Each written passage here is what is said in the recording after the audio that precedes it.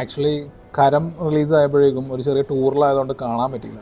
പക്ഷേ വിനീത് ശ്രീനിവാസൻ്റെ പടമാണല്ലോ, നമ്മൾ കാണാതിരിക്കാൻ പറ്റില്ല. അപ്പം അങ്ങനെ നാട്ടിലെത്തിക്കഴിഞ്ഞ് ഈ ഒബ്രോൺ മോൾ, PVR ഒബ്രോൺ മോളിലായിരുന്നു എനിക്ക് പറ്റിയ ഷോർട്ട് ടൈമിംഗ് ഉണ്ടായിരുന്നു. അപ്പോൾ ഞാൻ അവിടെ ചെന്ന് കഴിഞ്ഞിട്ട് കരം എന്ന് പറയുന്ന സിനിമ ടിക്കറ്റ് ചോദിച്ചപ്പോൾ അവർ പറഞ്ഞു ഈ പടത്തിന് ഷോ ഇല്ല, പകരം നിങ്ങൾക്ക് OGയുടെ ടിക്കറ്റ് തരാമെന്ന് പറഞ്ഞു. അപ്പോൾ അങ്ങനെ ഞാൻ OG കണ്ടു. OG ഏതായാലും കാണാൻ ഇരുന്ന സിനിമ തന്നെയാണ്. പക്ഷേ ഒന്ന് ആലോചിച്ചൊക്കെ, വിനീത് ശ്രീനിവാസൻ എന്ന് പറയുന്ന ബ്രാൻഡ്, ആ ബ്രാൻഡ് ഡയറക്ടർ പുള്ളി ചെയ്തൊരു പടം കരം. പുള്ളി ഡയറക്ഷൻ മാത്രമല്ല, ഇത് എനിക്ക് തോന്നുന്നു പ്രൊഡ്യൂസും കൂടി ചെയ്തിട്ടുണ്ടെന്ന് തോന്നുന്നു. കുറേ പുള്ളി ഒരു ഇൻ്റർവ്യൂവിൽ പറയുന്നുണ്ടായിരുന്നു ഒരുപാട് എമൗണ്ട് പുള്ളി ഈ സിനിമയ്ക്ക് വേണ്ടിയൊക്കെ മുടക്കിയിട്ടുണ്ടെന്നൊക്കെ.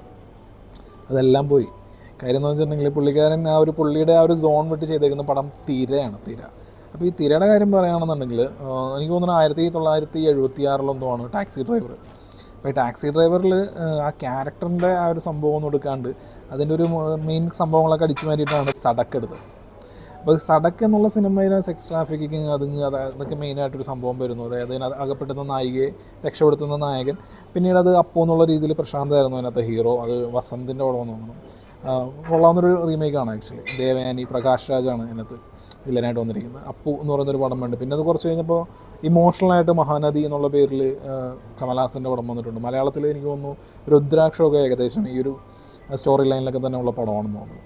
അപ്പോൾ ഈ മഹാനദി എന്ന് പറയുന്ന പടത്തിൽ അത് കണ്ടിട്ടാണ് ടേക്കൻ എടുത്തതെന്നൊക്കെ പറയുന്നുണ്ട്. എനിക്ക് അതിൻ്റെ സത്യാവസ്ഥ എങ്ങനെയൊന്നും എനിക്കറിയില്ല. പക്ഷേ കുറച്ച് ഭയങ്കര സ്റ്റൈലിഷ് ആയിട്ടുള്ളൊരു ഹീറോ, ആ ഹീറോനെ ഇതുപോലെ ഹീറോയുടെ മകൾ സെക്സ് ട്രാഫിക്കിങ്ങിൽ പെടുന്നു. ആ ഒരു സംഭവത്തിൽ വന്ന പടമാണ് ടേക്കൺ. ഇപ്പോൾ ടേക്കൺ ഉണ്ടാക്കിയ ആ ഒരു ഇമ്പാക്റ്റ് ഇപ്പോൾ എപ്പോഴും വിജയ് ഐ ആം വെയിറ്റിംഗ് എന്ന് പറയുന്നതൊക്കെ ടേക്കൻ്റെ ആ ഒരു സംഭവത്തിൽ നിന്നും അതിൽ നിന്നൊക്കെ വന്നപ്പോൾ സംഭവമാണത്. അപ്പോൾ ഈ ടേക്കൺ എന്ന് പറയുന്ന പടത്തിൻ്റെ ഒരുപാട് ഇൻസ്പിറേഷൻ നമുക്ക് തിര എന്ന് പറയുന്ന പടത്തിലും കാണാം.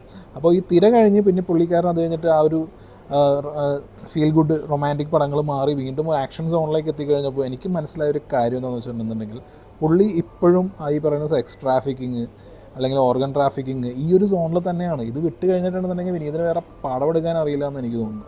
സംഭവം ഈ തീമിന് പ്രശ്നമൊന്നുമില്ല. ഇതിനകത്ത് എന്തെങ്കിലുമൊക്കെ എൻഗേജിങ് ആയിട്ടൊക്കെ പറയാൻ വേണം. ഒന്നുമില്ല, ഇതിൻ്റെ നായകൻ, ഈ പടത്തിലെ നായകൻ കുറച്ചുകൂടി ബെറ്റർ ആയിരിക്കണം. ഇതിനകത്ത് നോബിൾ മിക്കപ്പോഴും ഒരു നിർവികാര ഫീലാണ്. അതായത് പുള്ളിയുടെ ആക്ഷൻ സീക്വൻസ് ആണെന്നുണ്ടെങ്കിലും കാര്യമായിട്ടുള്ള ഇമ്പാക്റ്റ് ഒന്നുമില്ല. ഈ പടത്തിൽ ഒരു ഹൈ മൊമെൻറ്റ് പോലും എടുത്തു പറയാനില്ല എന്നുള്ളതാണ്. കാരണം കുറച്ച് നേരം സന എന്ന് പറയുന്നു. അതല്ലാതെ ഈ വിനീതിൻ്റെ പടത്തിൽ മിക്കപ്പോഴും പുള്ളി വെച്ചിട്ട് കുറേ ബാക്ക്ഗ്രൗണ്ട് മ്യൂസിക്കും കാര്യങ്ങളും എല്ലാ പടത്തിലൊക്കെ കാണും. പുള്ളിയുടെ റൊമാൻറ്റിക് പടങ്ങളിലൊക്കെ വരുന്ന പോലുള്ള ഈ സംഭവങ്ങളൊക്കെ തന്നെയാണ് ഇതിനകത്ത് ഹൈ മൊമെൻറ്റ് എന്ന് പുള്ളി വിശ്വസിക്കുന്ന സീനുകളിലൊക്കെ കൊടുത്തിരിക്കുന്നതെന്ന് തോന്നുന്നു.